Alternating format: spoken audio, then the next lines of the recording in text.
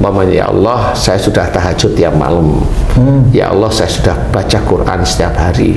Ya Allah, saya sudah puasa Senin Kamis. Kenapa Engkau masih berikan aku seperti ini? Gitu.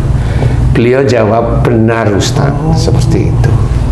Benar, insya Allah benar Ustaz. Masalahnya apa? Dia cerita bahwa suaminya selingkuh. Oh, gitu. Berarti diawali dari ibu itu sendiri yang protes kepada Allah gitu, Pak Ustaz? Iya, karena kalau protes sama suaminya ya diajak berantem sama suaminya. Saya mengamati banyak saudara kita yang Islam itu ya, itu dia kalau keinginannya tidak terpenuhi itu kan protes ya. Iya. Apa saja itu protes.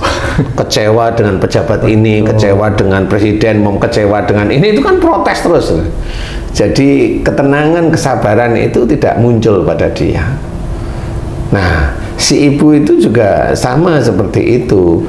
Beliau itu sholat tahajud, beliau itu puasa sunnah, beliau itu baca Quran, itu dipergunakan agar keluarganya itu baik-baik aja. Jadi dia melakukan ibadah itu untuk tujuan duniawi. Nah, di titik itulah akhirnya beliau saya kasih tahu, tidak seperti itu ibu. Jadi ibu harusnya sholat ya karena Allah, baca Quran ya karena Allah, puasa pun karena Allah walaupun itu sunnah. Kalau ibu ibadah itu hanya untuk menyelamatkan keluarganya, ya kalau diuji seperti ini ibu pasti protes sama Allah. Nah, itu kejadiannya. Nah, akhirnya beliau paham jangan diulangi lagi. Suami ibu yang selingkuh itu urusannya sama Allah, ibu tinggal ngasih nasihat aja. Seperti itu, saya bilang gitu. Begitu sih. Begitu tuh. Iya, Pak Ustaz. Ya, saya kasih tahu, paham, kemudian saya bantu doa, jangan ulangi lagi, serahkan ibadah semuanya, serahkan karena Allah, karena Allah, karena Allah. Jangan sekali-kali ibadah itu untuk dunia. Begitulah ibu.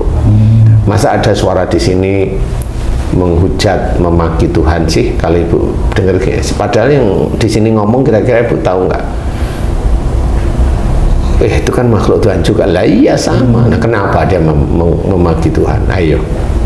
Jadi Mbak Isan jawab, saya kasih tahu. Nah, karena ibu pikirannya protes kepada Allah. Berarti makhluk itu membela emosinya si ibu itu? Bukan membela, menyenangi.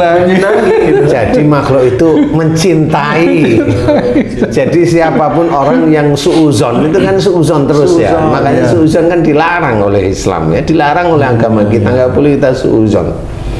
Itu seperti itu. Jadi makhluk itu mencintai ibu tersebut sehingga dia menjadikan speaker di dalam otaknya itu bunyi seperti itu. Nah, ini alhamdulillah diberi kesembuhan. Nah, kalau anaknya temanmu tadi, bisa aja dia protes. Umpamanya dia dia merasa, anaknya temanmu itu merasa dia tidak seperti saudaranya yang lain, dibedain umpamanya, sehingga dia protes. Kenapa aku kan dilahirkan sama, kenapa aku begini, ya Allah, kenapa aku begini? Ya akhirnya di sini ya menghujat Tuhan. Dan ini kasus ini banyak, karena saya banyak menangani kasus-kasus yang seperti itu, skizofrenia atau halusinasi, sehingga saya ceritakan bagi saudara kita yang lain itu bisa diselesaikan sendiri, insya Allah bisa. Asal imannya kuat ya, jangan pingin sembuh tapi berubah.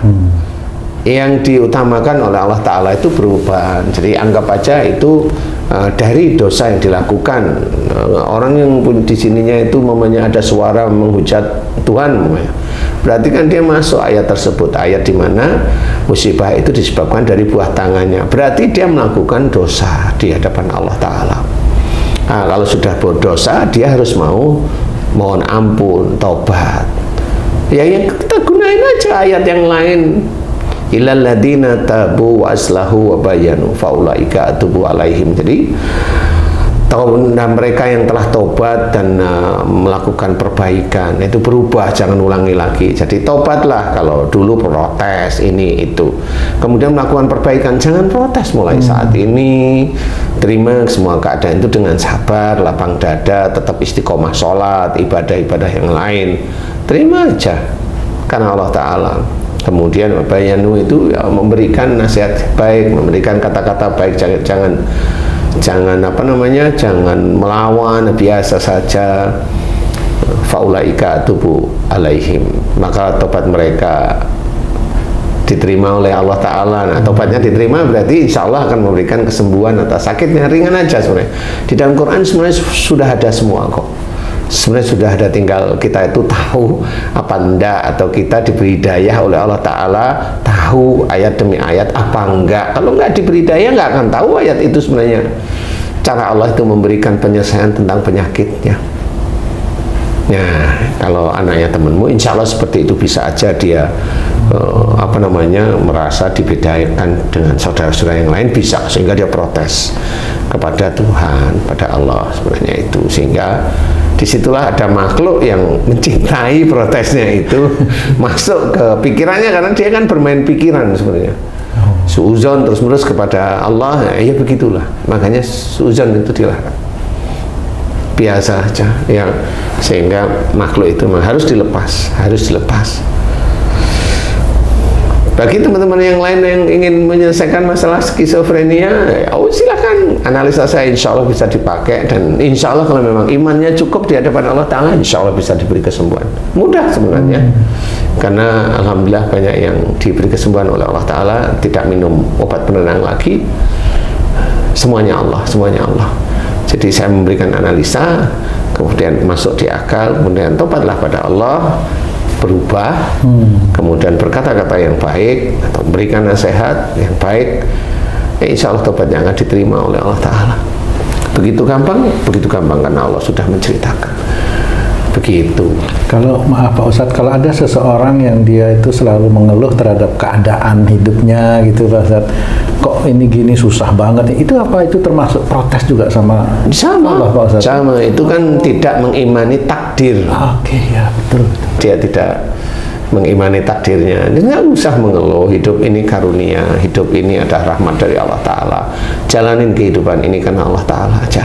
Kalau dia mengeluh kok hidupku susah ini, nah nanti ada suara di sini, bunuh diri aja, loncat, tabrakin kamu ke bis yang jalan hadapan. Itu banyak kasus yang saya tangani seperti itu. Ya alhamdulillah diberi kesembuhan sama Allah Ta'ala. Ya, mudah-mudahan ini bisa menjadi manfaat bagi saudara-saudara kita yang lain. Wallahu a'lam. Alhamdulillah.